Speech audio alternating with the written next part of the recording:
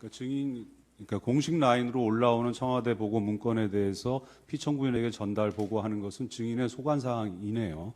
그렇습니다. 네, 관저에 계시든 아니면 청와대 본관 집무실에 계시든 예, 그건 대부분 마찬가지. 제가 합니다. 예, 고항입니다. 증인은 1998년경 피청구인을 보좌하게 되면서 최순실 씨를 알게 되었죠. 예, 증인은 최순실 씨를 선생님이라고 불렀습니까? 이제 대통령님 이제 그 취임하시고 나서 이제 그렇게 불렀습니다. 그 전에는 뭐라고 불렀습니까? 그 전에는 사실 뭐 이렇게 같이 뭘 이렇게 하고 그러지는 않았습니다. 최순실 씨는 증인을 뭐 정과장, 정실장 이렇게 불렀고요. 저한테 실장이라고 부른 적은 한 번도 없습니다. 정과장, 정과장. 예. 정과장, 정비서. 피청구인은 대통령은 최순실을 어떻게 불렀습니까? 대통령님께서요. 네. 대통령께서 최순실 씨를 어떻게 불렀는지에 대해서는 제가 그 검찰에서도 답변하지 않았습니다. 그러니까 가령 이제 제가 확인한 바로는 그냥 선생님한테 컨펌 받았냐 이렇게 대화를 한 증인하고 대화를 한 내용이 나오거든요. 대통령께서 저한테 그렇게 말씀하시지는 않았습니다. 좀 제가 이따 다시 그렇게 보고를 나옵니다. 드렸죠. 예, 증인이 보고할 때 그렇게 예. 보고했다. 11항입니다. 증인은 청와대에서 근무하면서 최순실 씨하고 전화 통화 문자 자주 주고받았죠. 예, 2013년 2월부터 2014년 12월까지 22개월 동안만 하더라도 대략 하루에 뭐 평균 2, 3회 정도의 전화나 문자로 연락을 한 것으로 나타나고 있는데 한 요 정도 수준에서의 연락을 했습니까? 예, 맞을 겁니다. 증인과 최순실은 서로 차명 전화로 연락했죠. 예, 굳이 차명 전화를 사용한 이유가 무엇입니까? 이게 우리 이제 정치의 좀 아픈 부분인데 이제 옛날부터 뭐 이제 어느 정권이라고 얘기 안 해도 이전 정권들부터 쭉 이제 도청, 감청 뭐 이런 논란들이 많이 있지 않았습니까? 그렇기 때문에 대통령님하고 이렇게 통화하고 이런 부분이 뭐 이렇게 딱히 뭐 도청된다 뭐 이런 거를 확신해서라기보다도 어떤 위험성이 있을 수 있기 때문에 뭐 만에 하나를 대비해서 이제 저희 이름으로 이렇게 사용된 거를 통해서 이렇게 하지는 않았습니다. 보안 차원이다 말씀이시죠? 예. 증인은 피청구인과 대면 보고를 하는 후에 전화 통화를 하는 경우도 있었죠. 피청구인하고. 대면 보고를 한 후에 그러니까 하는 외에. 예. 그때는 업무용 휴대전화로 했습니까? 주로 이제 업무용도 하고, 근데 대통령님과는 뭐 따로 이렇게 직접 이렇게 구두로 말씀드리는 경우들도 많이 있고, 그리고 대통령과도 이렇게 차명폰으로 이렇게 하는 경우도 있었고 그렇습니다. 피청구인도 차명폰을 갖고 계셨나요?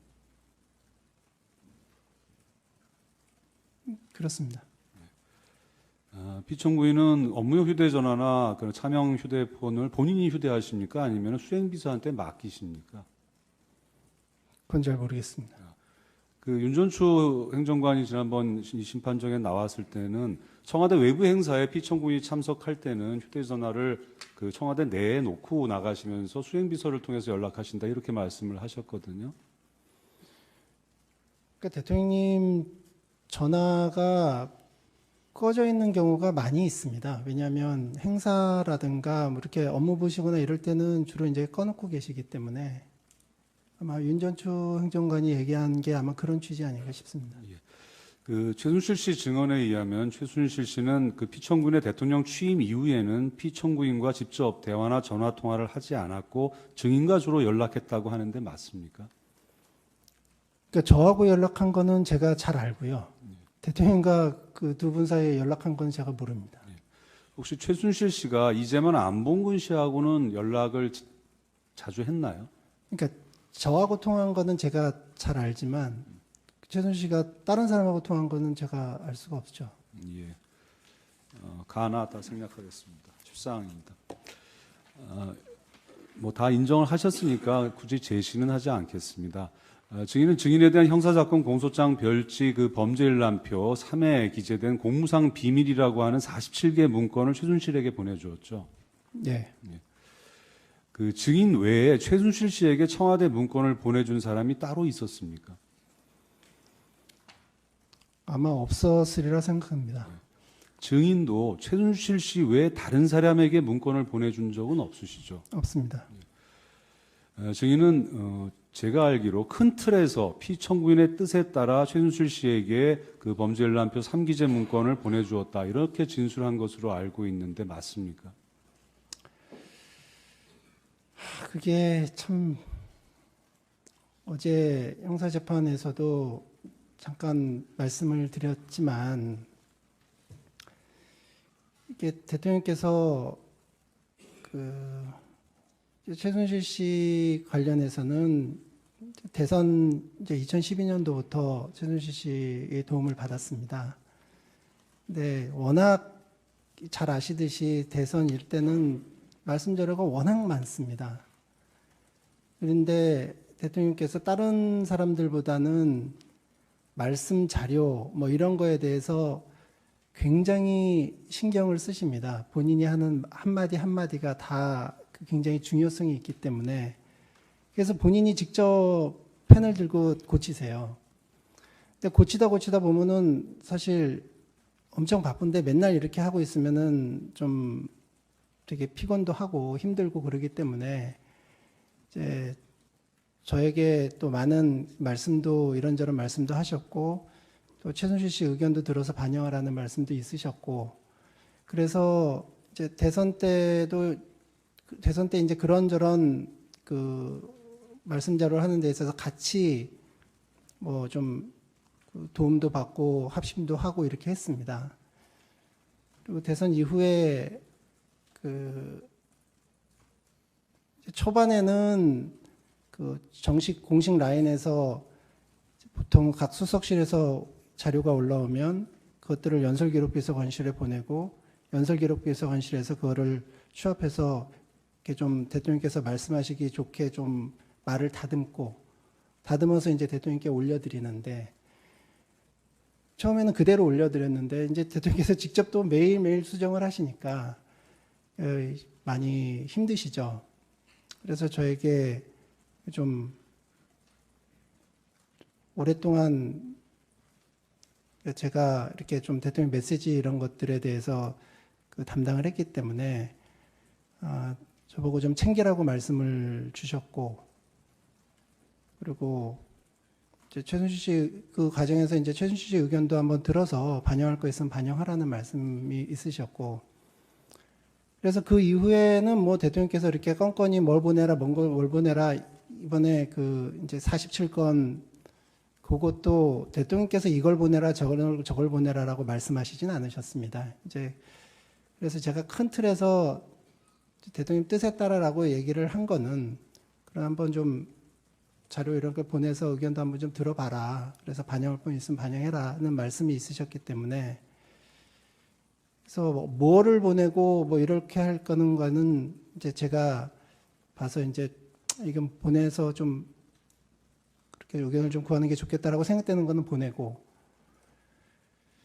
그렇게 이제 보낸 다음에는 이제 보냈다고 뭐 문자를 보내고 근데 이제 최순실 씨가 본인도 이제 자기 생활이 있기 때문에 바빠서 이제 못 보는 경우도 많이 있고 또 뭐 굉장히 늦게 보는 경우도 있고 그래서 보고도 이제 뭐 보고 그냥 간단하게 전화로 그냥 자기 의견을 이렇게 간단하게 이렇게 얘기하는 경우도 있고 조금 뭐 수정해서 이렇게 보내오는 경우는 제가 봐서 좀 여러 가지로 좀 이렇게 좀 쉽게 잘 고쳤다 이렇게 생각되는 부분은 이제 반영을 하고 또 조금 이건 좀 아니다 싶은 거는 그냥 킬하고 그렇게 해서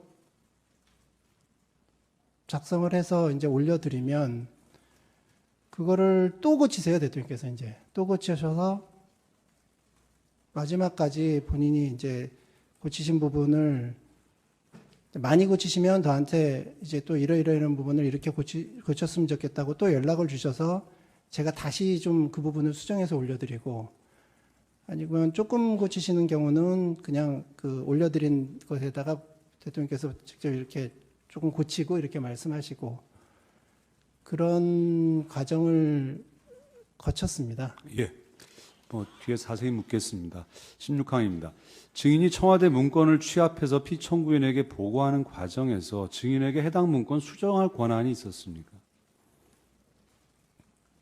그러니까 아까도 말씀드렸지만 대통령께서 참기라는 말씀이 있으셨고, 그리고 제가 그 수정을 한다는 것은 어떤 정책적인 이런 내용을 바꾸는 게 아니기 때문에 그런 대통령님의 말씀 어투, 그리고 보통 싫어하시는 표현들이 있어요. 뭐랄까, 이렇게 좀, 그런 것들에 대해서 계속해서 좀, 뭐랄까, 해당 수석실이나 이런 데서 올라올 때는 계속 이렇게 반복되는 경우들이 있는데, 그런 싫어하시는 표현들, 그 다음에 좀, 좋아하시는 그런 표현들 이런 쪽으로 바꾸는 거기 때문에 그런 거는 전혀 문제 없다고 생각합니다. 단순한 표현 수정의 영역에서는 대통령 피청구인으로부터 권한을 위임받아서 증인이 일부 고칠 수도 있었다라는 말씀이신 것 같아요. 예. 그러면 그 연설문 등 말씀 자료에는 표현의 문제만이 아니라 정책 관련된 부분도 있지 않습니까? 예. 그런 부분에 대해서는 증인에게 수정할 권한이 없었죠. 정책적인 부분도 예를 들어서 이제 각 수석실에서 그 자료가 올라오면 그거를 연설기록비서관실에서 수정을 하는데 이게 뉘앙스가 좀 이렇게 달라지는 경우들이 있습니다. 그런 거를 대통령께 올려드리면 대통령께서 꼭 그런 부분을 짚으세요. 이거 뭔가 좀 이거 아니지 않냐? 이거 좀 확인해봐라. 그러시면 다시 확인해보면 약간 좀 잘못 고친, 그러니까 크게는 아니더라도 뉘앙스를 잘못 고친 이런 부분들이 있습니다. 그래서 연설기록비서관실에서 수정해온 거를 저는 다시 해당 수석실에서 올라온 거하고 다시 대조해봐요. 그래서 이게 좀 바뀐 부분들이 없는가. 이게 똑같이 바뀐 거더라도 미묘한 뉘앙스 차이라든가 이런 부분을 좀 약간 조금 바꾸는 부분들이 없는가. 그래서 조금 이상한 부분이 있으면 다시 해당 수석에 전화드려서 이게 이런 내용인지 다시 확인해서 다시 원상태로 돌리는 경우들이 많고요. 특별히 그러니까 문제되는 부분들을 제대로 고치면 고쳤죠. 특별히 문제되게 한 적은 한 번도 없습니다. 예. 그러니까 연설기록 비서관실에서 생산한 연설문 등 말씀 자료나 또는 국무회의 말씀 자료 등은 그것을 고치기 위해서는 일단 연설기록 비서관 또는 해당 부처 각 수석실 일단에서 그 본래의 의미가 뭔지에 대해서 확인을 하고, 그래서 그 확인의 본뜻을 제대로 살리기 위한 표현 수정 정도는 했다라는 말씀이죠. 예. 그런 정도의 절차는 공식적으로 거쳐야 되는 것이죠. 예. 17항입니다. 증인은 수석비서관회의, 국무회의 자료 등을 최순실에게 보내주고 최순실의 의견을 들어서 피청구인에게 보고하기도 했죠. 예.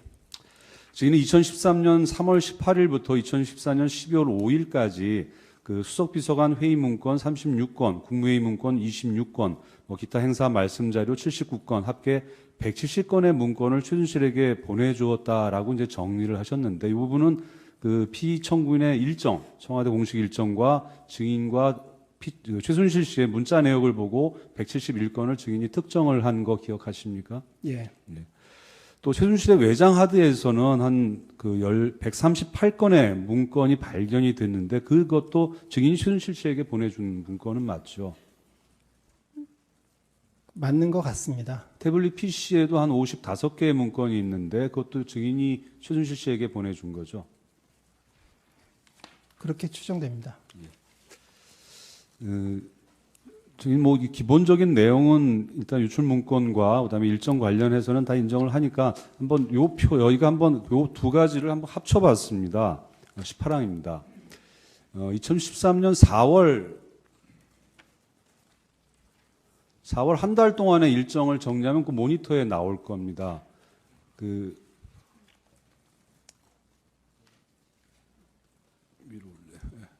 뭐 이렇게 뒷페이지 해가지고 한 달치만 모아봤습니다. 한 2년치가 될 텐데요. 대통령 일정을 보면 이제 4월 1일 2013년 국방부 보훈처 업무 보고가 있고 4월 2일 뭐 페루 대통령 전화 통화, 외교안보 장관회의 뭐 이런 일정들이 쭉 있습니다. 4월 3일 2013년 기획재정부 금융위원회 업무 보고 그리고 유출된 문건을 한번 옆으로 보시면은요.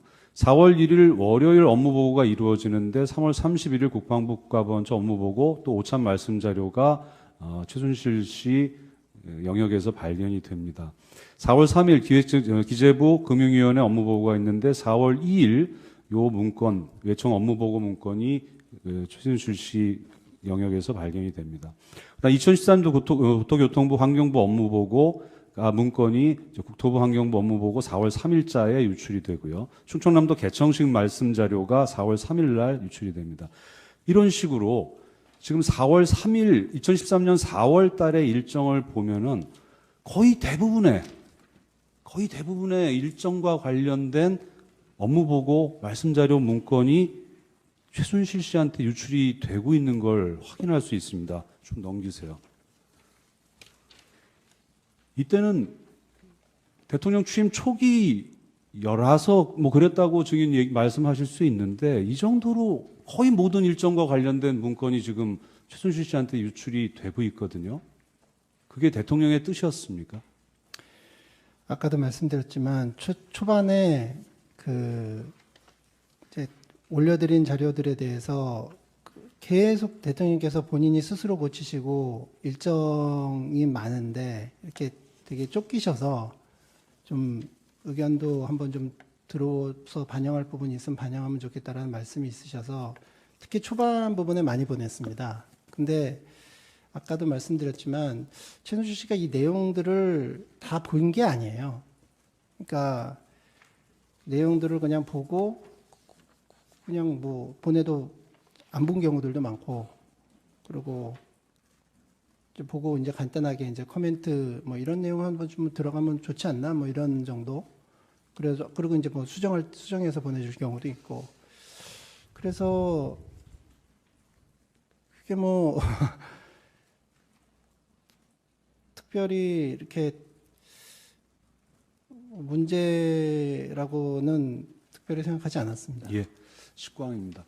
2013년 11월 말경 그 정윤의 문건 파동이 세계일보에 보도되자 피청구인은 증인에게 최순실 씨에게 의견 받는 거 그만두는 게 좋겠다 이런 취지로 말씀하신 적 있으세요? 정윤의 문건 파동 이후에 대통령께서 저한테요? 예. 그런 적 없습니다. 그러면 실제로 한동안 최순실 씨에게 증인이 문건을 보내주지 않은 적은 있습니까? 예. 그럼 증인이 판단해서 그렇게 한 것입니까? 예. 최순실 씨한테 사실 그 정윤의 문건 그 부분은 지금도 굉장히 참 기가 막힌 부분인데 좀 뭐 검찰에서도 그렇고 특검에서도 그렇고 일관되게 주장하는 게 그 정윤의 문건 그거는 그 팩트가 빵프로예요. 예, 완전히 알겠습니다. 그러니까 완전히 처음 육하원칙 전체를 다 새로 만들어서 보고된 건데 처음에 그게 나왔을 때는 이제 모두가 다 웃었죠. 모두가 다 웃고 이게 이제 세계일보 큰일 났다 뭐 이런 식으로 저희가 생각을 했는데 아무 사실관계도 아닌 그러니까 완전히 그 사실과 부합되지 않는 그런 보도가 나왔음에도 불구하고 그거 가지고 몇 달이 너무너무나 시끄럽기 때문에 제가 최순실 씨한테 뭐 또 이렇게 자료 이렇게 하고 이런 것도 좀 안 했으면 좋겠다라는 얘기를 했고 예. 그래서 그 이후로 이제 중단이 됐습니다. 예. 19의 가하나는 생략하겠습니다. 이 집의 가항입니다. 지금 표현이나 문구 수정의 차원에 이었다라고 계속 말씀을 하시는데요. 차관 인선안, 감사원장 등 인선안, 미래창조과학부 장관 인선안, 인사자료를 보내주었거든요. 예. 그런 자료는 표현의 수정 문제가 아니지 않습니까? 그것도 이제 최순실 씨한테 이게 발표되기 전에 발표 문안을 보내줬습니다. 그래서 또 뭐 사실 처음에 어떤 식으로 이게 국민들한테 전달되느냐 이런 것도 상당히 좀 신경을 많이 썼기 때문에 그 역시 특별한 도움을 받았다기보다도 뭐 백지장도 맞들면 낫다고 그러니까 뭐 하나 뭐 좀 조금이라도 뭐 좋은 표현이 있을까 이렇게 의견을 구해본 것이고 최순실 씨도 뭐 나름대로 생각이 있으면 의견을 이제 좀 밝혔고 그런 취지이고 남들보다 최순실 씨가 먼저 알았다 뿐이지 그 뭐 자기가 뭐 이 사람을 이렇게 했다고 저한테 그런 얘기를 이 사람을 이렇게 했으면 좋겠다 뭐 이렇게 얘기한 적은 없습니다. 예. 국토해양부 장관 보고안 건에 대한 경제수석실 검토 의견, 국토해양부 현안 보고, 복합 생활체육시설 추가 대상 지안 검토 문건, 체육특기자 입시 비리 근절 방안 보고 문건. 이것은 피청구인의 말씀하고는 전혀 무관한 보고 문건입니다. 이거를 보내준 이유는 뭡니까? 그거는 제 기억으로는 최순실 씨가 좀 요청을 했던 것 같습니다. 하나 추가하겠습니다. 최순실 씨가 요청하는 문건에 대해서 증인이 그건 안 됩니다. 라고 얘기해서 안 보내준 적이 있습니까? 기본적으로 그 말씀 자료 외에 특별하게 이렇게 요청한 경우가 별로 없어요. 그 최순실 씨가. 제가 그 많다 적다를 물은 것이 아니라 최순실 씨가 요청하는 문건 중에 이건 안 됩니다. 이건 못 보내드립니다. 국가기밀입니다. 그거 왜 필요하세요? 이렇게 반문하거나 안 보내준 적이 있습니까? 그런 적은 없습니다.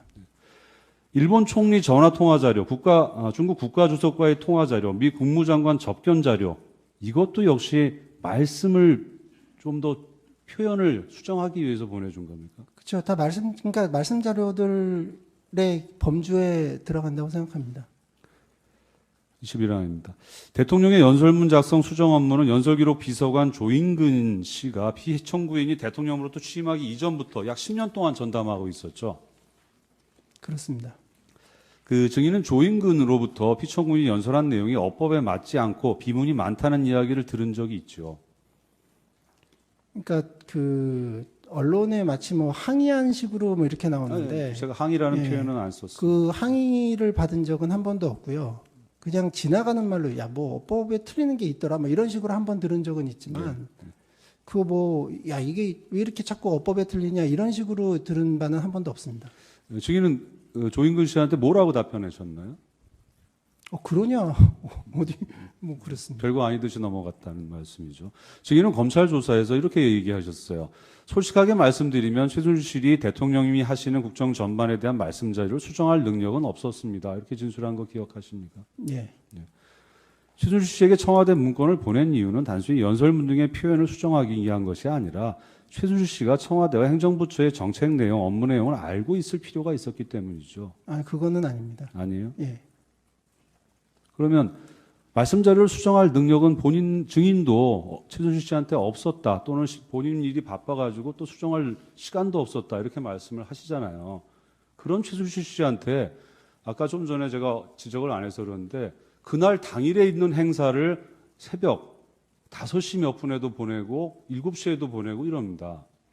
왜 그렇게 보낸 거예요? 그러니까 아까도 말씀드렸지만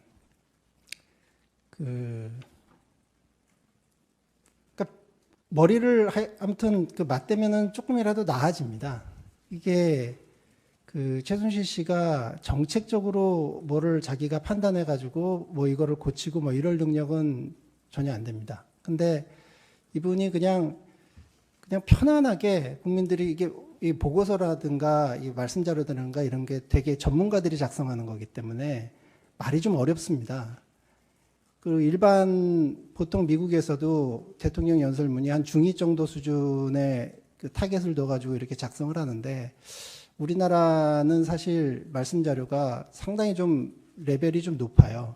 근데 이제 최순실 씨 정도가 이렇게 거기는 이제 보다가 보면은 이게 뭔 소리인지 모르겠다. 이게 뭔 소리냐. 그리고 이제 쉽게 이렇게 고치는 경우들이 있는데 그런 경우에 예를 들어서 얼토당토 않게 고치면은 그냥 킬하면 되는 거고 이거 뭐 상당히 단순하게 이게 좀 제대로 이렇게 좀 전달력 있게 고쳤네. 이런 경우는 받아들여서 그것도 그대로 대통령께 올려드린 적은 단 한 번도 없습니다. 그것도 이제 제가 다듬어서 조금 이제 좀 다듬어서 이렇게 하기 때문에 한번 보내봐서 의견 들어서 좀 더 개선돼 나아질 수 있게 한다면 그게 뭐가 잘못인지 모르겠습니다. 그래서 대통령께서도 이거를 뭐 특별히 뭐 아주 크게 좋아진다기보다도 한 번이라도 더 이거 좀 체크를 한 번이라도 더 하고 조금이라도 어떻게 하면 좀 더 나아지게 할 수 있을까 하는 그런 취지에서 한번 보내서 의견을 들어보라고 하신 거지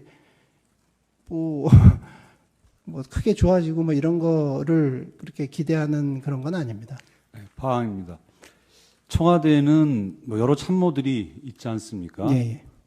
행정부처의 업무에 관해서는 장관들도 있고요. 그다음에 그러한 사람들이 쓰는 문건에 대해서 만약에 일반인의 시각에서 그거 문건을 좀 수정할 필요가 있다라는 그러니까 소통의 문제 차원에서 그런 사람이 필요하다라고 하면 공식 라인을 바꿔서 또는 새로 개편을 해서 해결할 문제이지 그것이 왜 최순실 씨가 할 일이었나요? 지금 그 질문하시는 분께서도 아마 잘 이해하시리라고 생각합니다. 어떤 정권이든 그리고 어떤 대통령이든 어떤 지도자든 본인이 조금 편하게 자문을 구하고 의견을 물어볼 수 있는 사람들은 늘 존재해 왔고 앞으로도 그거는 마찬가지일 겁니다. 그러니까 그걸 왜 공식 라인에서 안 하고 최순실한테 이렇게 했느냐? 공식 라인은 공식 라인대로 하는 거고 그리고 최순실 씨한테 편하게 그거 좀 물어볼 수 있는 그거는 이제 사적 영역이기 때문에 그거를 왜 그 사람한테 했냐고 하면은 그거는 참 드릴 말씀이 없습니다. 다른 지도자나 뭐 리더들도 그분이 아는 어떤 사람한테 왜 그 사람한테 했냐고 하면은 그 사람이 지인이기 때문에 그 사람한테 한 거지. 그러면 피청구인은 공적인 업무를 처리를 하면서 그렇게 사적 영역에 계속 의존을 할 수밖에 없었나요? 의존을 했다는 게 아니라 참고하는 거죠. 예, 알겠습니다. 22항입니다. 증인은 최순실 씨에게 필요하다고 증인이 판단하는 경우에도 청와대 문건을 최순실 씨에게 보내줬다 이렇게 진술을 하셨어요. 검찰에서요. 해당 문건이 최순실 씨에게 필요할 것이다 라고 증인이 판단한 이유는 무엇입니까? 최순실 씨한테 필요하다고가 아니라 제가 필요하다고 판단했을 때 최순실 씨한테 보냈다는 겁니다. 최순실 씨의 의견을 듣는 것이 증인에게 증인이 필요하다고 필요하다라고 판단했습니다. 23항은 물었습니다. 24항은 답이 나왔습니다. 24항에 라항 묻겠습니다. 증인은 최순실 씨에게 이렇게 문자 메시지를 보냈습니다. 기억하시나 모르겠어요. 선생님, VIP께서 선생님 컨펌 받았는지 물어보셔서 아직 컨펌은 못 받았다고 말씀드렸는데 빨리 컨펌 받으라고 확인하십니다. 라는 문자 메시지 보내기도 했는데 기억하십니까? 예. 이것은 거의 컨펌이라는 표현을 쓰잖아요. 이 컨펌이라는 표현은 제가 쓴 거지 대통령님의 워딩이 아닙니다. 그러니까 증인이 썼죠. 예, 그러니까 대통령님은 한번 의견 들어봤느냐? 그래서 그러니까 의견 들어봤냐는 그런 취지로 물어보셨지. 그러니까 증인의 입장에서 그러니까 피청구인의 입장을 증인은 잘 모르잖아요. 증인이 이해하고 있는 피청구인의 입장은 알고 있어도 근데 증인의 입장에서 최순실 씨한테 컨펌을 받아야 되는 관계에 있었다는 거 아닙니까? 컨펌 무슨 뜻인지 모르세요? 최종 확정. 그러니까 확인하고 뭐 물어보고 그런 거죠. 예. 증인은 최순실 씨하고 대화하면서 사전에 의견을 조율하는 경우도 있었죠. 예. 사전에 의견을 조율한 결과 최순실 씨 최종 의견이 결정되면 그 의견을 증인이 피청구인에게 전달했죠. 그러니까 의견을 들어서 전달하는 경우들이 있습니다. 그 최순실 씨가 증인의 의견 서로 이제 좀 의견이 다를 경우도 있지 않습니까? 증인의 의견을 받아들이지 않고 최순실 씨가 자기 의견이 맞다 이렇게 고집을 하면은 증인은 그 의견 그대로를 피청구인에게 전달했죠. 그러니까 이렇습니다. 그러니까 그 말씀하신 대로 최순실 씨 의견을 전달은 합니다. 근데 이제 그 대화하는 과정에 또 본인이 이런 뭐 그 생각이 있어서 물어보면 제가 아니다, 이거는 이렇다 하면은 또 의견을 바꾸기도 하고 그리고 또 아무튼 본인이 어떤 생각이 있다는 것을 그러니까 확인하게 되면 요 사안에 대해서 대통령께 보고는 드리지만 그 모든 게 말씀 자료도 그렇고 모든 게 최종적인 판단은 대통령님이 몫이고 예. 증인이 그 최순실 씨 의견을 묵살하고 피청구인에게 전달하지 않는 경우가 있었습니까? 묵살하진 않습니다. 방입니다. 증인은 이제 공석인 새누리당 최고위원 두 자리를 누구로 임명할 것인지에 관해서 최고.hwp라는 파일을 작성해서 최순실 씨에게 보냈죠. 이게 예. 포함된 문건입니다. 그 문건에는 최고위원 두 자리에 대해 이정현 수석과 상의했는데 유수택 위원장을 선택하시는 것이 좋을 것 같다. 이렇게 기재되어 있습니다. 예. 이것은 증인이 피청구인에게 보고하기 전에 최순실의 컨펌이라는 표현도 좋고 아무튼 확인을 받은 후 피청구인에게 보고하려고 한 거죠. 이게 이제 유수택 위원장을 선택하시는 게 좋을 것 같다는 주어는 대통령님이고요. 그러니까 지금 그 한번 그 이정현 수석 당시 수석과 그 이제 당하고 이렇게 의견 조율을 하고 그 대통령님께 그 이 문건을 대통령께 이게 대통령님한테 올리는 문건입니다. 그러니까 대통령님한테 올리는 문건을 이제 최순실 씨한테도 그냥 보내준 거죠. 그러니까 이게 최순실 씨 보고 뭐 이렇게 하라는 게 아니라 이 문건이 대통령한테 올라가는 문건이었습니다. 그럼 최순실 씨는 여기에 대해서 의견을 얘기를 하면은 그래 그게 좋겠다. 유수택 위원장을 선택하는 것이 좋겠다. 아니다. 라는 의견일 거 아니겠습니까? 그렇잖아요. 네, 검찰에서도 제가 그 얘기를 했듯이 제가 이런 거를 보내주면 특별히 최순실 씨가 특별히 뭐 자기 의견을 밝힌 적이 그렇게 별로 없습니다. 그러니까 실제 결과가 아니라 네, 그 과정에서 증인이 보내준 이유는 네, 그러니까 이런 문건이 올라갑니다. 선택하시는 것이 좋을 것 같다라는 보고를 합니다. 예, 예. 그럼 최순실 씨는 거기에 대해서 의견을 얘기한다면 네, 그래 유수택 위원장을 선택하는 게 좋겠다. 아니다. 라는 의견일 거 아니겠어요. 예, 예. 만약에 아니다라는 의견이 나왔다면 그거 증인 피청구인한테 전달할 거 아니겠습니까? 네, 전달합니다. 근데 그런 적이 제 기억에 없습니다. 25의 가항입니다. 그 최순실 씨가 그 수정한 부분 중에 단순히 표현을 수정한 게 그친 것이 아니라 말씀의 내용을 수정한 것도 있었죠. 그러니까 아예 새로운 정책 내용에 대해서 추가한 부분도 있었죠. 최순실 씨가 정책을 새로 만들어서 넣을 수 있는 그런 그 상황도 아니고 관계도 아닙니다. 그 내용 중에 말씀 자료 내용이 대통령 지시사항으로 각 부처에 시달돼서 집행되었는데 알고 계십니까? 또 어떤 거를 말씀하시는지. 제시를 하겠습니다. 물론 이건 채택되지 않은 증거긴 합니다만은 신문을 위해서 보여드리겠습니다.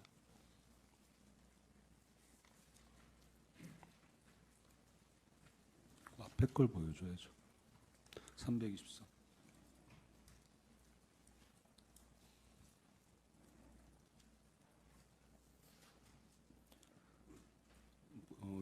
이게 갑제 52호 중에 323, 325인데 뭐 채택되지 않은 증거인데요. 한번 증인의 말을 탄핵하기 위해서 이제 유사하다, 뭐 동일하고 유사하다 이 부분은 표현의 문제인데요. 일단 추가된 부분이 있습니다. 그다음에 이것도 사실은 뭐 정책 내용의 부분은 없습니다. 뒷부분.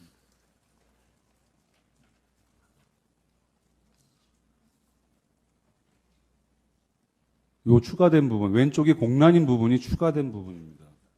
요런 내용이 실제로 대통령 지시사항으로 해서 각 부처에 시달돼서 집행이 됐다라는 겁니다. 자, 지금 제가 이렇게 지금 현재 여기 나와 있는 이 추가본은 이거 대통령께서 그냥 그 애드립으로 그냥 현장에서 말씀하신 거예요. 원래 원고에 없었습니다. 요 지금 보니까 뭐 목욕탕 얘기 나오고 목욕탕 속에 들어가면 따뜻하고 기분이 좋잖아요. 그러니까 어린이들 생각에 법은 목욕탕이다. 따뜻한 물속에 들어 앉아서 편안하고 이게 아까도 여러 번 말씀드렸지만 대통령께서 이거 보고서를 저희가 이제 말씀 자료를 올려드리면 그대로 안 하신다니까요. 그래서 최종본이 뭐가 될지는 아무도 모릅니다. 왜냐하면 거기다가 대통령께서 또 수정하시고 그리고 수정하신 거 외에 현장에서 말씀하시다가 애드립으로 붙여가지고 말씀하시는 것이 무지하게 많기 때문에 여기 지금 보여주신 이거는 추가 이거는 저도 지금 기억나는데 왜냐하면 요거는 그 좀 내용이 특이하기 때문에 법은 목욕탕이다 뭐 이런 내용들이 새로 왔기 때문에 제가 기억을 하는데 증인 그냥 증인 애드립으로 붙이신 거예요. 전제가요. 예. 최종적인 말씀 자료의 내용이 이것이 아니라 예. 최순실 씨 PC에 저장돼 있는 수정본이 이 내용이라는 겁니다. 아니요. 지금 여기 저한테 보내주신 거 청와대 홈페이지에 올라 있는 거 이렇게 조금 내려주십시오. 이거 올리면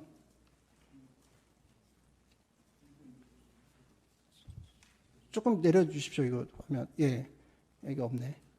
그러니까 왼쪽에 있는 거는 최순실 씨 그 파일에 있는 거고 오른쪽에는 청와대 홈페이지에 있는 거라고 아까 제가 봤는데 오른쪽에 청와대 홈페이지에 있는 거 이게 추가 일부분은 대통령께서 그냥 그러니까 이게 청와대 홈페이지에 있는 게 최종본이고 그 최종본은 대통령께서 그냥 말씀하신 거라니까요. 그러면 증인의 취지는 왼쪽에 있는 거는 일단은 초안을 만들어서 최순실 씨에 보낸 건 맞다. 예, 예. 네. 그다음에 이 마지막 오른쪽에 있는 것은 청와대 홈페이지에 나와 있는 실제 말씀 자료다. 그거는 그런데 이제 이 최종 과정에 추가된 부분이 최순실 씨가 추가했는지 피청구인이 현장에서 즉석 발언을 한 것인지는 모르는데 증인은 즉석 발언이라고 생각한다. 즉석 발언이라고 생각한다가 아니라 즉석 발언이다. 지금 이렇게 쭉 넘기는 데가 제가 넘겨주시는데 제가 다른 건 못 받고 지금 딱 눈앞에 딱 있는 거 추가라고 돼가지고 뭔가 보니까 이 부분은 제가 대통령께서 저희가 써가지고 드린 게 아니에요. 직접 현장에서 그냥 본인이 애드립으로 추가하신 부분이고 제가 그래가지고 인상적인 표현이기 때문에 기억을 하는 것이고 그런 식입니다. 그러니까 최순실 씨가 추가한 것이 아니다라는 말씀이죠. 그렇습니다. 26항입니다. 증인은 지메일 계정 그 gc9876 gmail.com 아이디와 비밀번호를 최순실, 이재만, 안봉근 씨하고 공유했죠.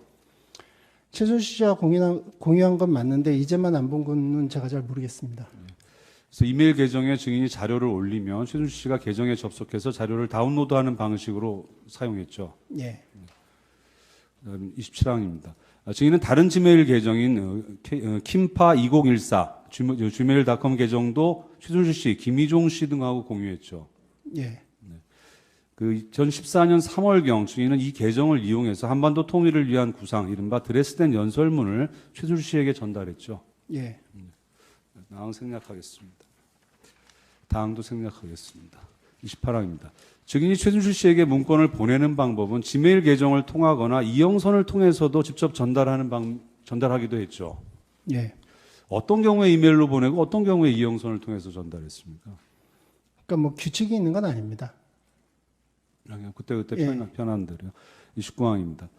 증인이 최순실 씨에게 전달한 행정부 조직도 사만을 보면요. 그 초대 국무총리를 비롯해서 초대 행정부의 모든 기관장 내정자 또는 검토 대상자에 대한 정보가 들어있는데 맞습니까? 예. 이것은 2014년 2월 5일경 작성 중이던 초대 행정부의 조직도 및 인선안을 최순실에게 보낸 거죠. 예.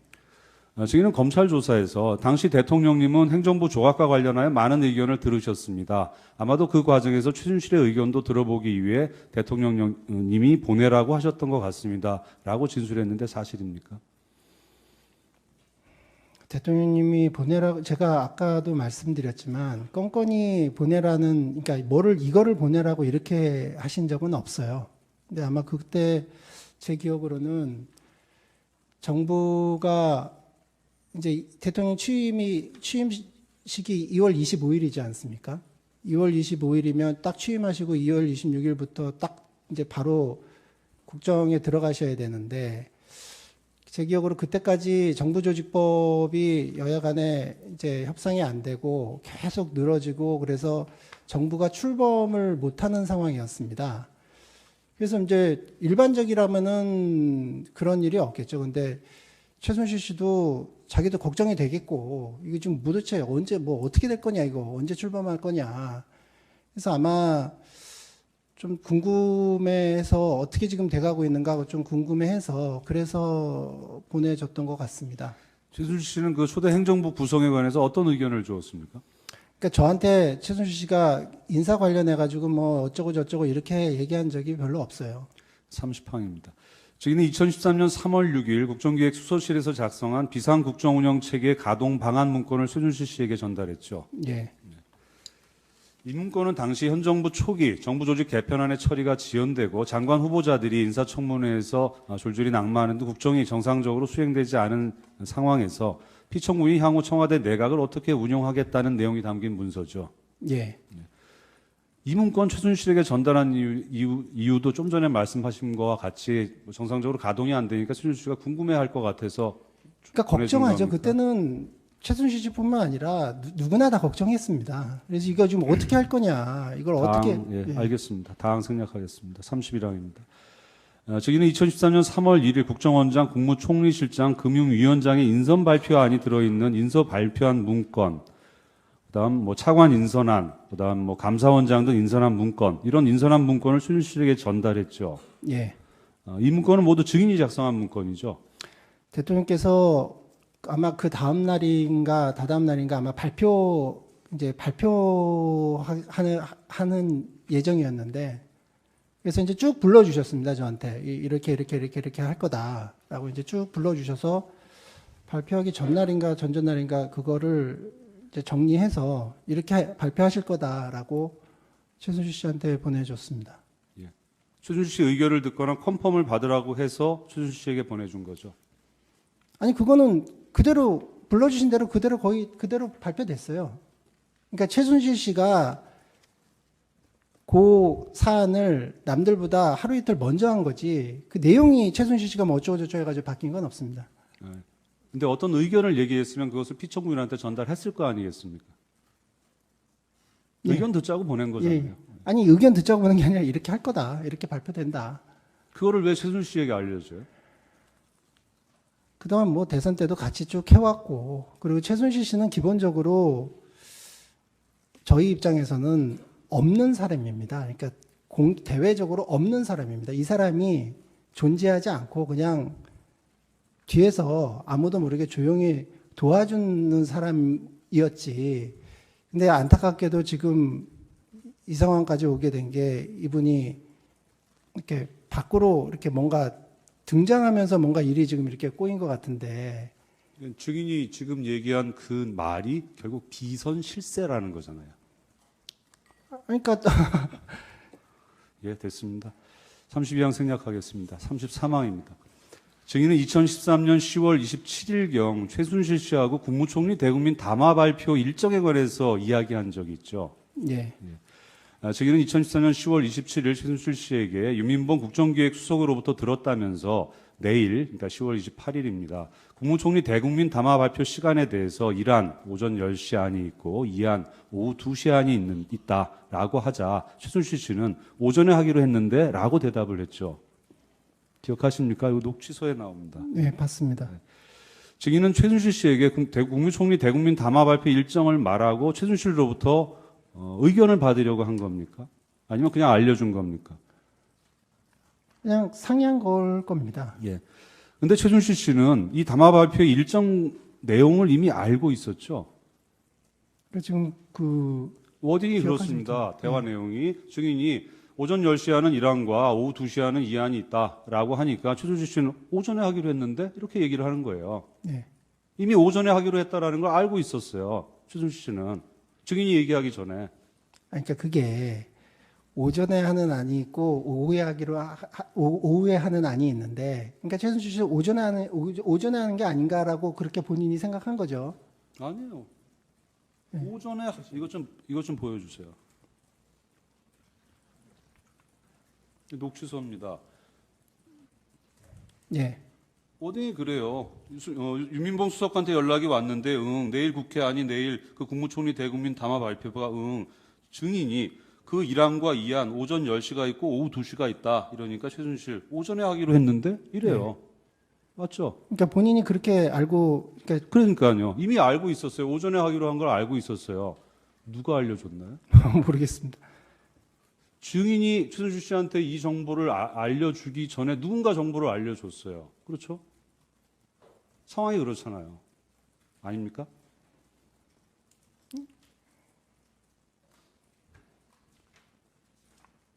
모르시겠습니까?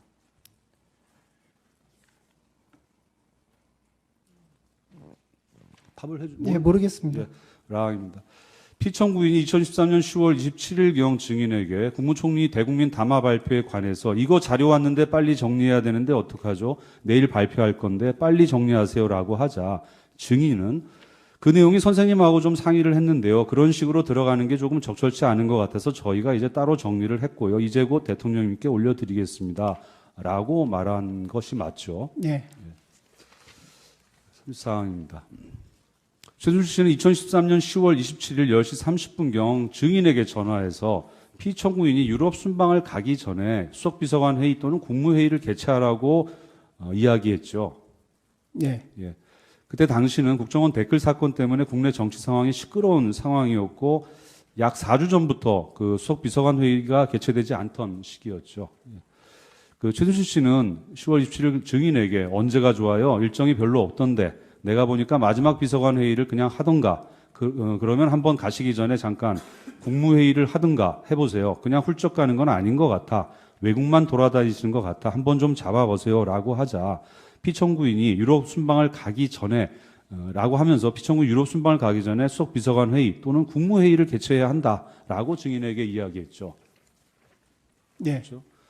그 결과 어쨌거나 당초 계획되지 않았던 수석 비서관 회의가 2013년 10월 31일 개최되었죠. 네. 이것은 전혀 계획이 없었던 상황에서 최순실 씨가 수석 비서관 회의를 만들어낸 거죠. 그러니까 그 최순실 씨가 옛날 대선 때도 그렇고 그 이제 대통령 어떻게든 자기 이제 돕기 위해서 저희한테도 최순실 씨하고 좀 의견도 들어서 반영할 부분이 있으면 반영하라고 말씀하셨기 때문에 본인이 대선 때부터 이렇게 이런저런 그 신문도 많이 보고 인터넷도 보고 그러면서 뭐 대통령께 대한 어떤 비판이라든가 이런 거 있으면은 걱정이 돼서 이거는 좀 이렇게 하는 게 좋지 않나 하는 의견을 제시하곤 했습니다. 예. 그때도 역시 마찬가지로 제가 추측컨대는 모르겠습니다. 근데 그때 그 맥락이 보면 어디서 이제 그 아마 뭐 읽었을 겁니다. 뭐 이렇게 그거 좀 이것도 안 하고 뭐 이렇게 한다는 그런 그 기사를 읽던가 뭐 그런 이후에 걱정이 돼서 전화를 한 것 같고 이렇게 하는 게 좋지 않겠느냐. 근데 사실 그 외국 해외 순방하기 전에는 자료가 무지하게 많은데 자료를 이렇게 만들고 이러는 데 있어서 시간이 상당히 부족합니다. 근데 그 부족한 건 부족한 거고 사실 하면 좋은 거기 때문에 그 부분에 대해서 대통령께 이런 좀 의견이 있다라고 그 보고를 드렸고 대통령께서 한번 상의해봐라라고 말씀을 주셔서 그때 유민봉 수석하고 상의를 했고 유민봉 수석도 하는 게 좋겠다 할 수만 있으면 대통령은 괜찮이 하는 게 좋겠다고 말씀을 이제 주셔서 대통령께 다시 그 실무진에서도 한번 하시는 게 좋겠다라는 의견이다. 그래서 그러면 한번 잡아라. 그렇게 해서 이제 의견을 어떤 의견이든 본인이 의견을 이제 조언을 할 수는 있는데 그거에 대해서 최종 판단과 이런 것들은 대통령께서 이제 여러 상황과 그 보좌진들의 의견을 그 다 문의해서 그리고 확인해서 결정하시는 거지. 최순실이 그런 의견을 제시했다고 해가지고 없던 국무회의를 최순실이 잡았다. 이거는 너무 그 일방적인 단정이라고 생각합니다. 예, 알겠습니다. 35항입니다.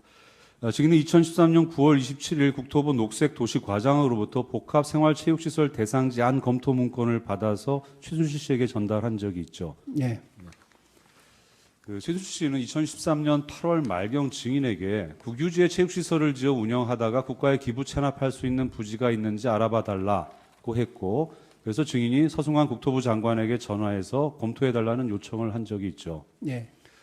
최순실 씨는 2014년 9월 말경 증인에게 하남시 미사동을 복합생활체육시설 추가 대상지로 검토해달라고 했고 증인은 그 국토도시실장 정병윤 씨와 녹색도시과장 김정희에게 하남시 미사동을 추가 대상지로 검토해달라고 요청했죠. 아니요, 그런 적 없습니다. 이건 아닙니까? 그거는 지금 말씀하신 게 약간 좀 사실을 약간 비트셨는데 하남시 거기를 추가로 추가로 선정해 달라고 얘기를 한 게 아니라 처음에 이제 그 민간에서 복합생활체육시설들을 이렇게 만들어서 운영하다가 국가에 기부 체납할 만한 좋은 곳이 있느냐라고 물어봐서 그 국토부에 그거를 문의를 했고, 국토부에서 그때 그거에 이렇게 여기 이렇게 여기가 좋겠다라고 네 군데를 1차 보고서에 이렇게 해가지고 올라왔습니다.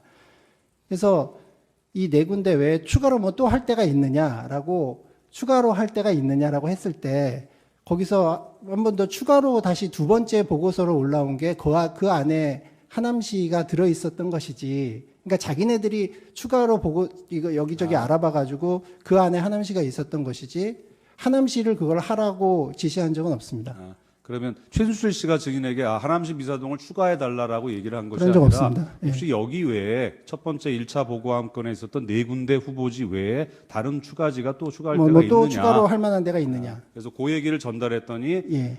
국토부 쪽에서 하남시 미사동을 추가했다 이런 취지시네요. 예. 이후에 세 군데를 더 추가로 해가지고 보내는데 그 중에 하나 있었습니다. 뒤에 나옵니다. 증인 2014년 10월 2일 국토부로부터 복합생활체육시설 추가 대상 제한 검토 문건을 받아서 최준실 씨에게 전달했죠. 그 뒤에 얘기입니다. 그러니까 하남시 미사동이 포함된 문건. 예. 그 문건에는 그 경기도 하남시 미사동이 접근성, 이용 수요, 설치 비용 모두 양호해서 3개 추가 대상지 중 최상의 조건을 갖추었다라는 내용이 포함되어 있죠. 예. 그 증인이 국토부 측에 하남시 요거 바꿔 묻겠습니다. 그 사이에 피청군이 서승관 국토부 장관에게 전화해서 시민들이 승마장을 자유롭게 이용할 수 있는 방안을 보고하라라고 지시했는데 그거 알고 계십니까? 그러니까 그거는 제가 몰랐죠. 그러니까 통화를 서승환 장관하고 그렇게 하셨다고 서승환 장관이 검찰에서 진술을 했다고 하니까 그런 줄 아는 거지. 제가 대통령께서 그렇게 통화를 그렇게 하셨는지는 모르죠. 그러면 증인이 그 최순실로부터 이 복합생활체육시설 대상지 문제에 대해서 이야기를 듣고 피청구인에게 보고한 적이 있습니까? 그러니까 검찰 조사에서도 제가 그 부분이 명확하게 기억이 안 나요. 그러니까 최순실한테 얘기를 들어서 그쪽에다가 얘기한 거는 분명히 맞는데 그걸 제가 대통령께 보고 드렸나 안 되는데 그 부분은 제가 명확하지 않습니다. 그래서 검찰에서도 그 기억을 잘 못하시는 거예요. 그러니까 증인이 중간에서 보고를 하지 않았다라면은 최순실 씨가 증인 이외에 피청구인한테 보고하는 방법은 대면하는 방법 외에는 없으니까 둘 중에 하나일 거 아니겠습니까? 확률상 다른 가능성도 뭐 조그만 가능성도 있지만은 대체는 두 가지 경로였을 거 아니겠어요. 예. 그럼 증인이 기억이 없다면은 최순실 씨가 피청구인한테 직접 얘기했다는 얘기밖에는 안 되거든요. 그러니까 제가 그 부분에 대해서 기억이 명확하지가 않습니다. 예. 바항 사항을 생략하겠습니다. 36항입니다. 2016년 2월경 피청구인이 그 멕시코 순방을 앞두고 문화행사를 기획할 때 태권도 시범단 공연을 당초 그 K 타이거즈 공연단이 하기로 했는데 K 스포츠 재단 공연단이 하는 것으로 계획이 변경되었죠. 예. 그 최순실 씨가 증인에게 공연단을 변경하는 것이 좋겠다고 말했고 증인이 피청구인에게 보고를 했고 피청구인이 동의했죠. 예.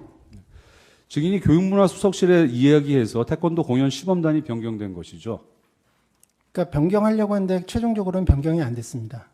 준비가 안 돼가지고 그러니까 완성도가 떨어져서 변경이 안 된 거죠. 그러니까 보통 국기원이나 K 타이거스에서 그 해외 순방 때 태권도 시범을 하는데 최순실 씨가 맨날 뭐 똑같은 데서 하는 것보다 여기서 하는 게 어떠냐라고 의견을 제시를 했고 그걸 대통령께 보고 드려서 그러면 뭐 거기서 한번 해봐라라고 말씀을 주셨고 근데 거기서 해보려고 그랬는데 거기가 아직 이렇게 완성도가 높지 않아서 수석실에서 파악해 보니까 아직 좀 완성도가 좀 떨어진다라는 보고를 해서 대통령께 보고 드려서 그럼 거기서 하지 마라. 그래서 안 했습니다. 2016년 2월경에 K스포츠 재단이 만들어졌고 최순실 씨가 관여하고 있다라는 거 지금 알고 계셨죠? 몰랐습니다. 그때 몰랐어요?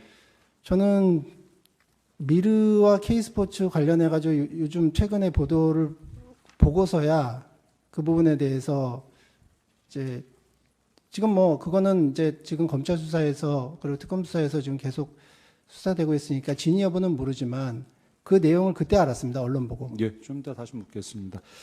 37항입니다. 최순실 씨가 증인에게 KD 코퍼레이션 회사 소개서를 보내면서 현대차에 납품할 수 있도록 도와달라는 요청을 한 적이 있습니까? 저한테 한 적은 없습니다. 아, 지금 증인은 KD 코퍼레이션에 대해서는 모릅니까? KD 코퍼레이션 관련해서 자료를 보내온 적이 있어서 대통령께 올려드린 적은 있습니다. 그러니까 회사 속에서만 전달을 했다. 예. 뭐라고 하면서 최순실 씨가 증인에게 회사 소개서를 주던가요? 그 부분, 그러니까 제가 저한테 그 최순실 씨가 KD 코퍼레이션 얘기한 거는 현대자동차 관련해 가지고는 저는 기억이 없고요. 이제 로얄 더치쉘이라는 그러니까 네덜란드의 세계적인 기업에 그 이제 납품하는 거 관련해서 그거 관련해서 저한테 그 몇 번 얘기를 한 적이 있습니다. 이제 우리나라 중소기업이 유망한 중소기업이 그 해외 이제 외국의 이제 국제적인 기업에 납품하는 데 있어서 조금 도와주면 좋겠자라는 취지의 얘기를 해서 그거 관련해 가지고 자료와 이런 것들을 대통령께 보고 드린 적이 있고요. 근데 꼭 KD 코퍼레이션뿐만 아니라 대통령께서는 중소기업 도와주는 부분에 대해서 무지하게 신경을 쓰셨기 때문에 그거 말고도 다른 그런 사례들이 정말 많습니다. 그러니까 KD 코퍼레이션 하나만이 물어보겠습니다. 아니라. 예. 최순실 씨가 KD 코퍼레이션 이외에 다른 중소기업 업체를 조금 추천하거나 저 어디 뭐 대기업에 납품하게 해달라 또는 회사 소개서를 보낸 적이 있습니까? 아, 없습니다. 그러니까 제가 말씀드리는 잠깐만 그 중소기업 물어볼게요. 예. 그러면 증인이 다른 경로를 통해서 최순실 씨 말고 다른 경로를 통해 가지고 야 이건 기술력이 뛰어난데 뭐 다른 뭐 여러 가지 여건이 안 좋아서 사장될 우리 위기에 처한 중소기업에 대해서 피청구인한테 이러이러한 기업들이 있습니다라고 추천한 적이 있습니까? 없습니다. 제 영역이 아닙니다. 38항입니다. 2014년 3월경 피청구인 증인에게 김영재 원장이 그 아랍에미리트에 진출하려고 하는데 그쪽하고 연결하여 잘 될 수 있도록 알아보라라고 지시했고 증인이 조원동 경제수석에게 피청구인의 지시를 전달한 적 있죠. 예. 증인은 최순실 씨로부터 김영재 원장과 관련된 이야기 직접 들은 적 있습니까?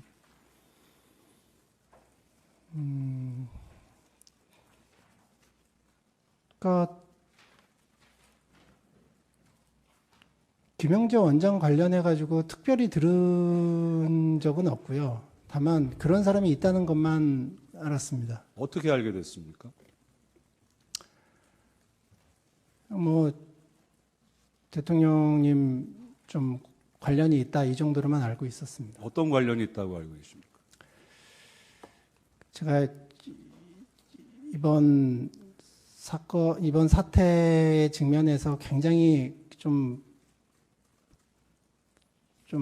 뭐랄까 참 이거는 좀 너무 좀 그렇다라고 생각해서 검찰에도 그렇게 계속 얘기하고 그런 게 그 김영재 원장은 기본적으로 성형외과 의사이지 않습니까? 그러니까 대통령께서 여성이시고 또 독수인이시고 여러 가지 좀 저희가 이렇게 좀 특수성이 있습니다. 제가 이거 모시는 분의 이제 여러 가지 그런 사적인 부분에 대해서 이게 알려고 하는 것도 예의가 아니라고 생각을 했고, 그래서 굳이 알려고 하지 않았고, 그리고 만약에 어떤 얘기가 들려도 별로 저는 알려고 하지 않았을 겁니다. 그래서 김영재 원장이라는 사람이 있다는 것만 그냥 알았지 더 이상 뭐 알려고 하지 않았습니다. 예, 미르하고 K스포츠 재단에 대해서 여쭤보겠습니다. 그 문화 관련 재단이 설립되기 전에 야 이런 재단이 설립될 것이다라는 걸 알았습니까? 설립된 다음에 알았습니다. 언제쯤 알았어요? 설립된 이후에 한번 보고 이렇게 최종적으로 결과 보고가 한번 올라온 적이 있습니다. 그래서 그거 보고 알았습니다. 가항 묻겠습니다. 문화재단이 설립되기 전에 청와대나 문체부에서 만든 문화재단 설립에 관한 보고서를 증인이 취합해서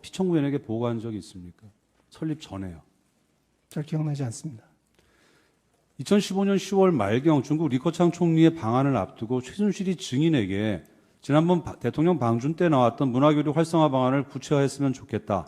양국 간 문화 콘텐츠 투자를 확대할 수 있는 MOU를 맺는 것이 좋지 않겠냐라고 해서 증인이 피청구인에게 보고하지 않았습니까? 예, 그거는 아주 좋은 겁니다. 그러니까 네.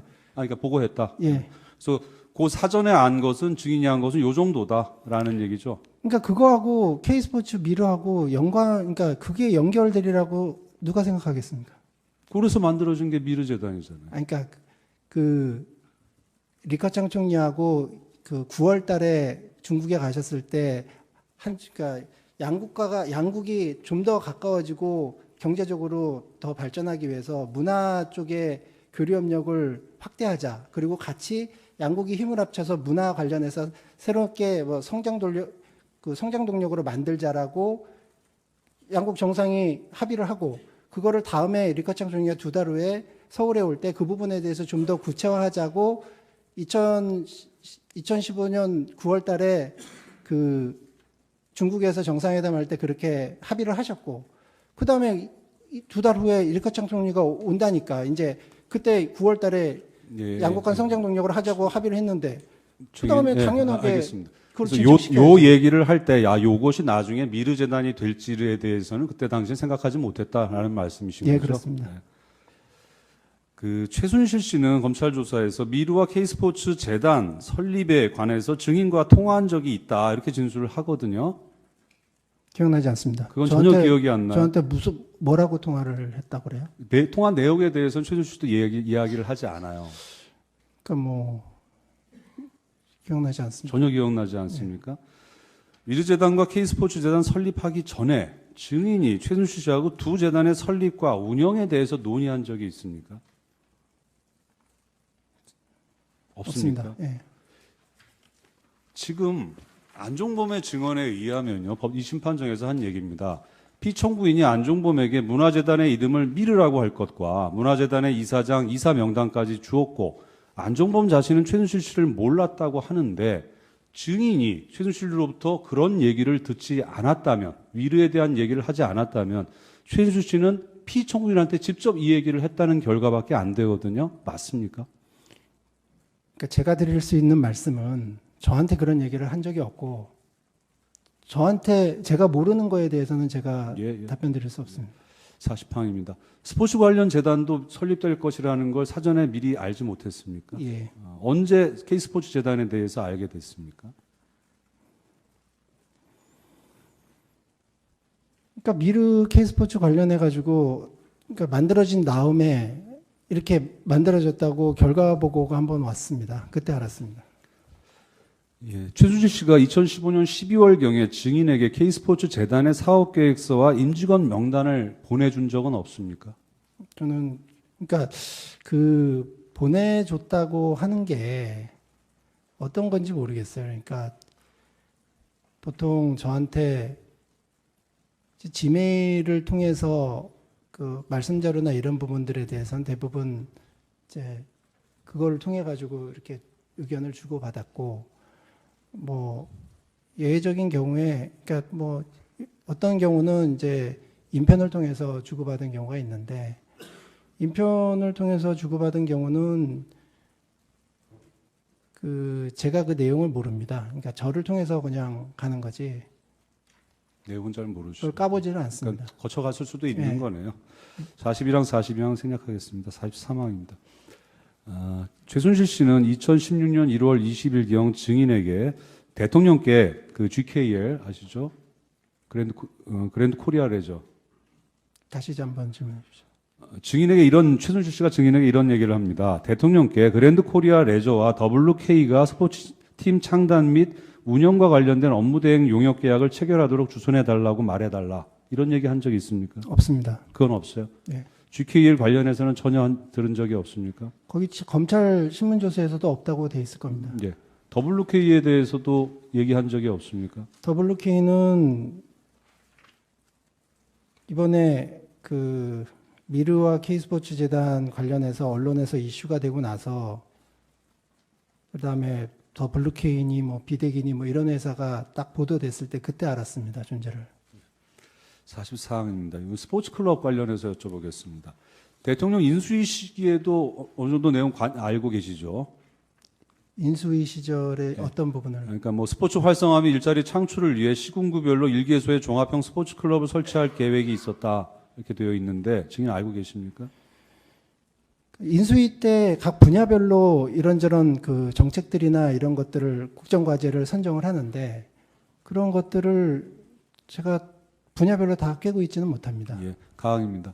최순실 씨가 증인에게 지역에 부실하게 운영되는 스포츠 클럽이 있는데 이를 활성화시킬 수 있는 방안이 없는지를 문의했고 그로부터 얼마 후 교육문화 수석실에서 이에 관련된 보고서가 올라와서 증인이 피청구인에게 보고한 적이 있죠. 예, 그 증인이 교육문화 수석실에 그런 얘기를 했습니까? 예. 그것이 K스포츠 재단이 관련된 인천 하남동 5대 거점 체육인재 육성 사업이죠. 그러니까 그거하고 K스포츠 재단하고 연계된다는 것을 전혀 생각을 그건 못 뒤에 했죠. 얘기니까요. 네. 한번 여쭤보겠습니다.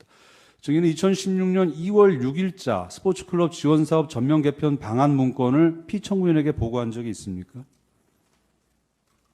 그러니까 그 수석실에서 올라오는 거는 다 보고 드립니다. 요 내용을 그때 보셨어요? 근데 그 제가 이제 각 수석실, 10수석실에서 올라오는 보고들에 대해서 대충 훑어는 보는데요. 그리고 외교안보 부분은 제가 옛날부터 쭉 관여를 해왔기 때문에 그 부분은 굉장히 좀 관심 있게 보지만 다른 거는 별로 이렇게 쑥 훑어봤을지언정 기억나지는 않습니다. 그러면 요 스포츠 클럽에 대해서는 뭐 증인은 그냥 문건을 전달하고 뭐 보고를 했지만 형식적으로 보고를 했고 뭐 내용에 대해서는 깊게 보질 않았다는 예, 말씀이시네요. 다라마 생각하겠습니다. 45항은 뭐 의견을 묻는 질문일 수도 있어서 조심스럽긴 한데 한번 물어보겠습니다. 미르재단과 K스포츠 재단은 이제 어떤 구조로 일이 벌어졌는지 증인 알고 계시죠? 제가 물어보겠습니다. 자, 모두 정부 예산을 끌어다가 정부 사업하고 그 자금이 플레이그라운드나 WK 쪽으로 또는 WK 폐업 이후엔 다른 회사 쪽으로 흘러들어가는 이런 구조로 저는 그렇게 보고 있습니다. 증인은 어떻게 볼지 모르겠는데 이러한 사업 구조를 짠 게 최순실입니까? 피청구인입니까? 그러니까 그 지금 언론에 나오는 그런 부분을 보고 저도 그냥 그 이제 전혀 모르던 사안이기 때문에 저도 그냥 놀랄고 그게 그 팩트 자체에 대해서 잘 모르는데 이걸 누가 짰냐, 이 스킴을 누가 짰냐라는 거를 제가 어떻게 말씀드릴 수 있겠습니까? 46항입니다. 증인 그 피청구인이 대기업 총수들과 청와대 안가에서 독대한 거 알고 계시죠? 예. 2014년 9월, 그다음 2015년 7월, 2016년 2월 이렇게 세 차례 했는데 그것도 알고 계시죠? 다시 한번 세 차례가 어떻게요? 2014년 9월, 예. 2015년 7월 말, 그다음 2016년 2월. 제가 두 번은 확실히 아는데 뒤에 두 번은 확실히 아는데 2014년 9월은 제가 좀 명확하지 예. 아무튼 예. 그 피청구인과 대기업 총수들이 독대한다라는 사실을 혹시 증인이 최순실 씨에게 알려준 적이 있습니까? 한 번 알려준 적이 있습니다. 15년 7월 거를 알려줬습니까? 2016년 2월 거를 알려주셨습니까? 언제인지는 기억은 나지 않습니다. 한 번입니까? 두 번이 아니라? 예, 한 번 알려준 것 같아요. 최순실 씨가 증인에게 대기업 총수들과의 독대와 관련해서 의견을 이야기한 적이 있습니까? 의견 얘기한 적 없습니다. 그 피청구인은 대기업 총수들을 면담한 후에 안종범에게 지시해서 대기업 총수들에게 플레이그라운드 회사 소개서를 전달했습니다. 그다음에 블루케이 용역 계약서와 한국 동계스포츠 영재센터의 뭐 스키단 창단 계약서가 들어있는 봉투를 전달하기도 했습니다. 증인 알고 계십니까? 몰랐습니다. 증인이 이런 플레이그라운드 회사 소개서 증인이 피청구인한테 전달하진 않았습니까? 않았습니다. 어떻게 해서 피청구인이 이것을 가지고 있는지도 잘 모르시고요. 그러니까 만약에 저를 통해서 대통령께 드렸다면 이제 뭐 그 인편으로 이렇게 온 거를 제가 까보지는 않으니까 아마 그 안에 있었을지는 모르겠는데 모르겠습니다. 예. 그 통합전 제2부속비서관은 안봉근 씨죠. 예, 그 안봉근 씨 업무 중은 대통령 현장 수행, 대통령 관저 관리, 대통령의 사적 영역 업무 등을 담당했죠. 예, 그 관저 관리에는 이른바 보안 손님 관리 업무도 포함되죠. 아마 그럴 겁니다. 그 보안 손님이라는 게 저는 나쁜 뜻으로 사용하지 않습니다. 그 윤 전 추 및 이영서의 업무는 구체적으로 무엇이었나요? 이영선 행정관은 기본적으로 경호와 수행 부분을 담당을 했고요. 윤전추 행정관은 그러니까 지금 뭐 언론에는 뭐 그 트레이너 뭐 이런 식으로 계속 나오는데 명확하게는 거기는 대통령님 여비서라고 알면은 정확할 것 같습니다. 대통령님 그러니까 여성 대통령이시기 때문에 그 여비서가 옆에서 이렇게 이것저것 좀 그 챙길 부분이 있거든요. 제가 뭐 이렇게 관여할 수도 없는 부분이고. 그건 이해합니다. 그 사적 영역과 관련된 업무를 했다라고 이제 윤전추 이영선 그렇게 얘기를 했거든요. 예.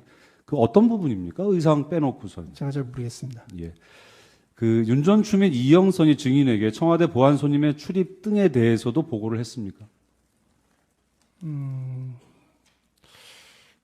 글쎄 저한테는 특별히 안 했던 것 같은데.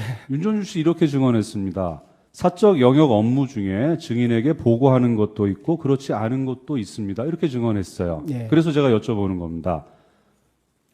증인이 보고받은 윤전추나 이영선으로부터 보고받은 사적 영역의 업무는 무엇이고 그렇지 않은 보고받지 않은 게 뭐냐라고 여쭤보는 겁니다. 그 이제 2013년, 2014년은 기본적으로 제가 관저나 이런 걸 담당하지 않았고요. 2015년 이후에 이제 1, 2부속실이 통합이 돼서 이제 관저 담당 업무도 제가 맡게 됐는데 사실 관저 관련해서 그리고 대통령 이제 개인 프라이빗한 부분과 관련해서는 제가 말씀드리지 않는 게 저는 예의고 도리라고 생각합니다. 예, 나항 생략하겠습니다. 52항입니다. 피청구인은 공식 일정이 없는 경우 청와대 본관 집무실에 가지 않고 관저에 머무는 경우가 종종 있었죠. 예, 가항 생략하겠습니다. 나항은 아까 답을 했습니다. 53항입니다. 그 피청구인이 호출하지 않더라도 관저에 자유롭게 출입할 수 있는 사람은 누굽니까? 가령 증인 이재만 씨, 안봉근 씨는 호출 없이도 관저에 자유롭게 출입할 수가 있었나요? 그러니까 뭐 다른 사람은 모르겠고요. 저나 안봉근 비서관은 뭐 어차피 1, 2부속 비서관이었기 때문에 저희야 자유롭게 갔습니다. 이재만 씨는 아니고요. 그러니까 이재만 비서관 잘 모르겠습니다, 제가. 증인은 대통령 관저가 피청구인의 사적인 공간이기 때문에 관저에서 일어나는 일에 대해서는 가급적 신경 쓰지 않으려고 노력했죠. 예. 대통령 취임 이후에 그 관저에서 공식적인 회의가 개최된 적이 있습니까? 공식적인 회의라는 게 어떤? 가령 이제 뭐 대통령으로서 뭐 국회의원 분들이나 뭐 이렇게 불러가지고 이제 뭐 저녁 만찬을 하는 경우는 관저에서 있을 수가 있어요. 거기에 가령 뭐 국무회의가 개최된다거나.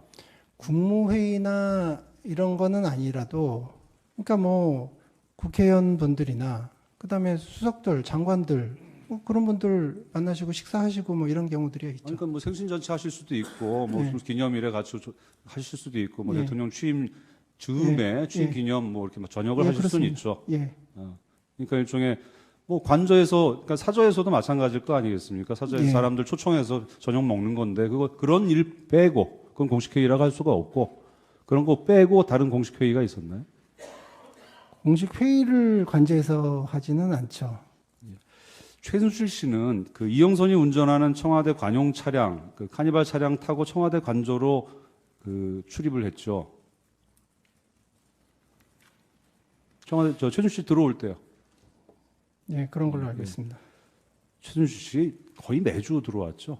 아닙니다. 그렇지는 않습니까? 예, 최순실 씨가 청와대 관저를 방문하는 경우 증인에게 보고되죠. 보고될 때도 있고 뭐 그렇습니다. 누가 보고합니까? 보통 이영선 행정관이 58항 생략하겠습니다. 이영선 씨가 증인에게 보고한 이유는 뭡니까? 부속비서관이니까 알고 이건 있어요. 당연히 알아야 될 사안이다. 예. 59항 생략하겠습니다. 60항입니다. 최순실 씨는 청와대 관저에 와서 누구를 만납니까?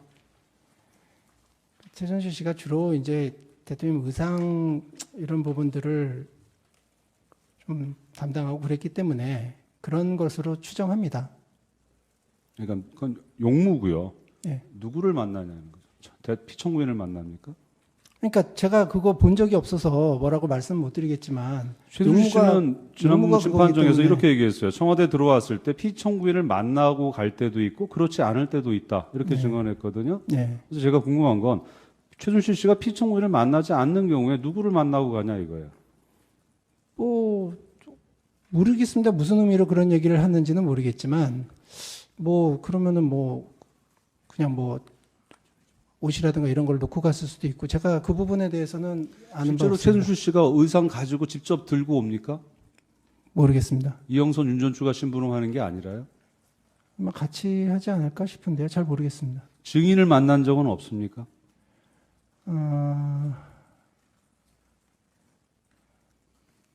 만난 적이 있긴 합니다. 근데 뭐 만나서 회의하고 이런 건 아닙니다. 회의했다고 제가 여쭤보지 않는 네. 겁니다. 만나면 관저에서 만납니까? 그렇습니다.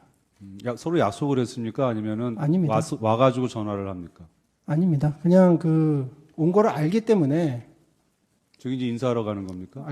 뭐 그러니까 어떻게 하다 보면 볼 수도 있고 주로 뭐 안 봅니다. 그러니까 안 보는 건 아는데요. 네. 그 최순실 씨가 와가지고 야, 온다. 증인이 알아요. 보고될 때도 있고 안 될 때도 있다고 하지만 일단 보고될 때가 있으니까 옵니다. 그러면 증인이 관저로 갑니까?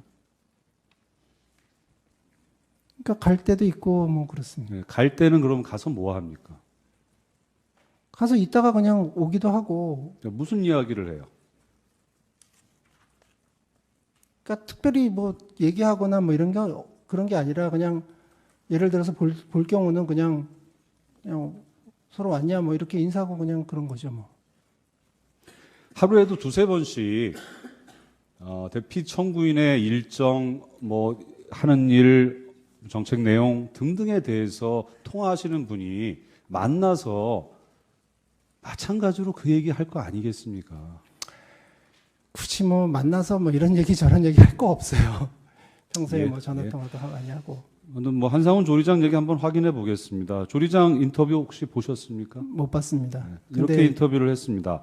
내가 청와대 일을 그만둔 2016년 6월경까지 최순실은 정호성, 안봉근, 이재만을 거의 매주 일요일 청와대 관저에서 만났다. 이렇게 얘기를 했어요.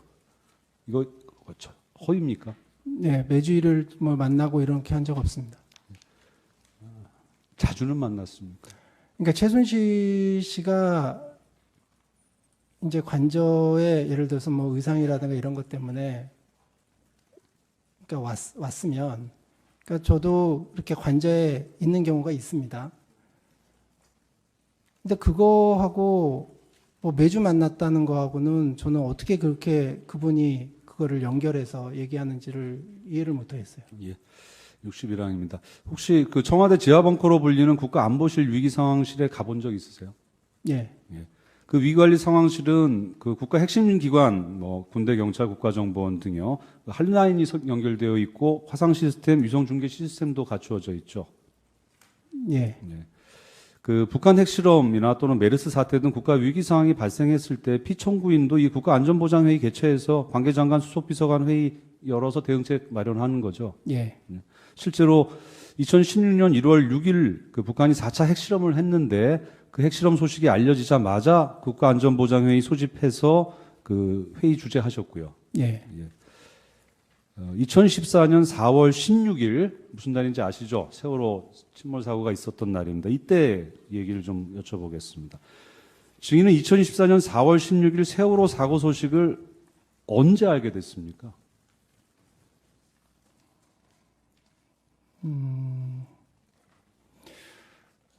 언제 알았는지는 정확하게 모르겠고요.